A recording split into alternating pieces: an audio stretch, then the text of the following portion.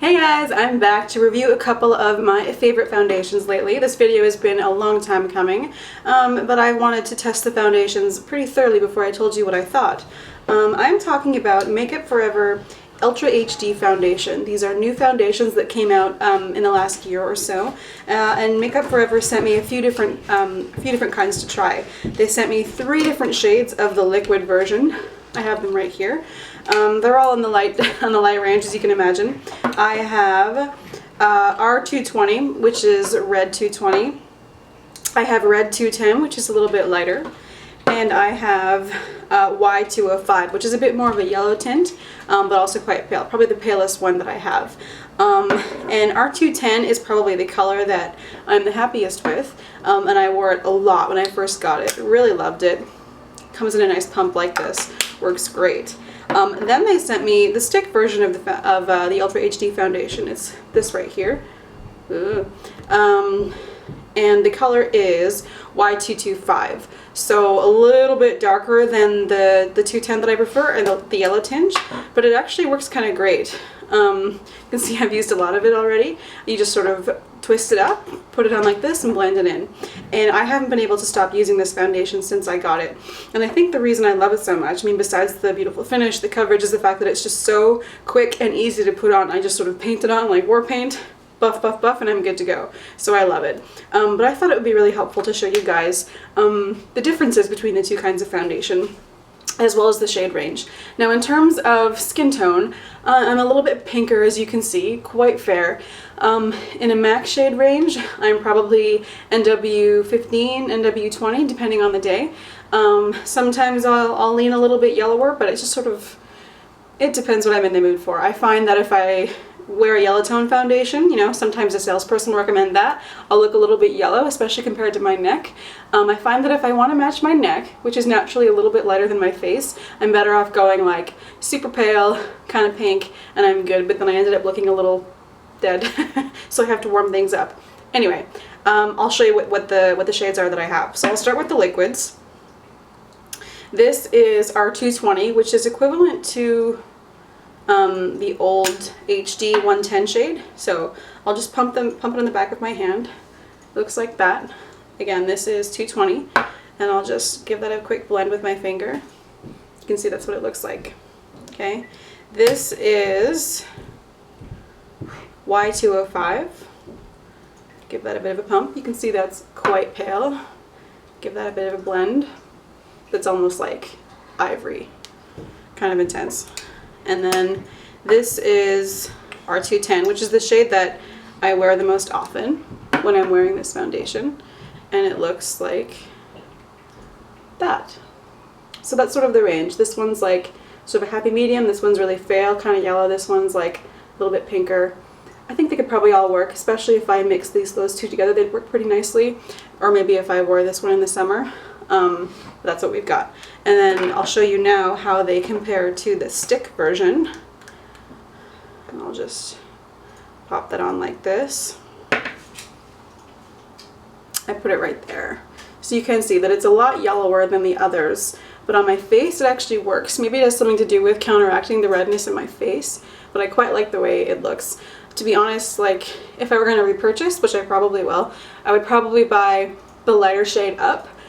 Just so that it didn't look a little, just to make sure that there's no difference between my face and my neck.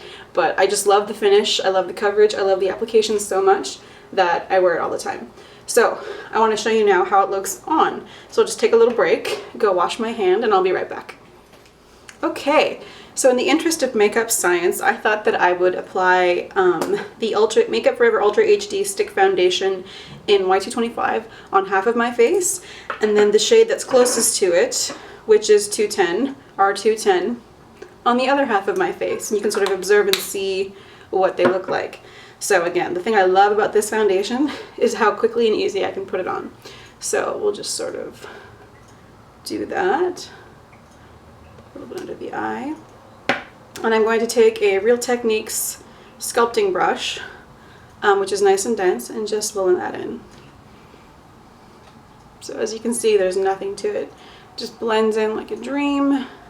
Great coverage. I will use a little bit of concealer under my eye and maybe like a bit on red spots, but I don't really need it. Like I could go without it, or not under my eyes, but on red bits. But as you can see, the coverage is pretty good. The finish is really natural, really luminous.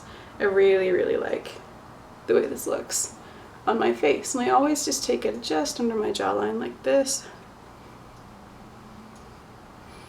Voila. There. There. That is half of my face done with Makeup Forever Ultra HD Invisible Cover Stick Foundation in Y225. Okay, now we are going to do, oh, that's 220, the other half of my face in the liquid version of this foundation, R210. Now I'm going to try to get just a little bit out because one pump is usually enough for my whole face, so I'm going to try to do half a pump. Sort of the nice thing about this pump is that you can dispense a little bit. It's not like the annoying pump on the MAC Pro Longwear Concealer where what you get is what you get. You can sort of control the dispensing a little bit, which I really like. I also love a foundation with pump. And to make sure that I don't mix the products together too much, I'm going to use Real Techniques Expert Face Brush to blend this in. So I'm just going to get a little bit on the brush, back of my hand, just stipple it on and blend. Sort of start in the reddest parts of my face. And I'm actually going to get a little bit more. I'm losing track here. And do my forehead.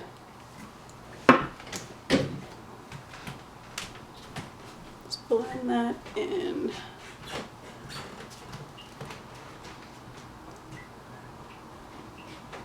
And again, just under the jawline.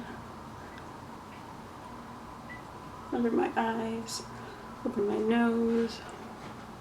A little bit on my eyelid, which gets a little bit red. I think that looks pretty good. Now I always take a dampened beauty blender to blend everything in, just to make sure there's no extra foundation, no harsh lines, nothing cakey, really pushed into the skin. I love the beauty blender for this. Excuse the noise in the background. It's my husband.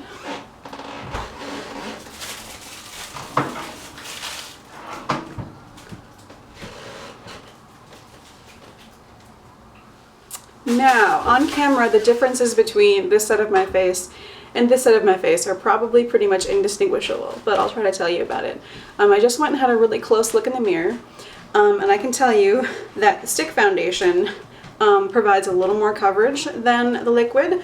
I know that you could build up the liquid foundation to a bigger coverage, but I just wanted to show you sort of what one layer looked like. So this side of my face looks a little bit more opaque. I think the yellow tone disguised the redness in my face a little bit better. The finish is pretty much the same as this side of my face. This side of my face, it's a little bit lighter.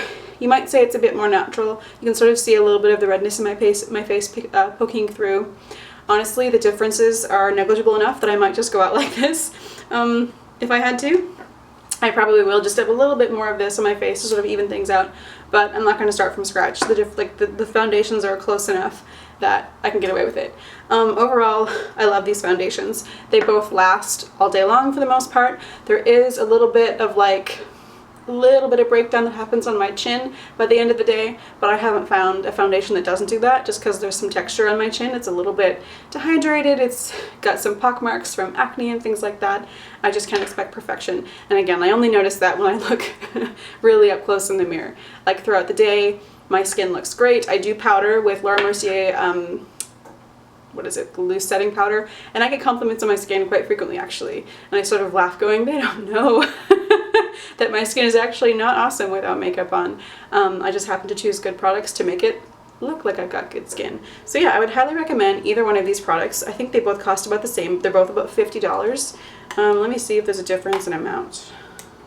The liquid is 30 mils, so that's a standard ounce. This one is the stick one is 0.44 ounces.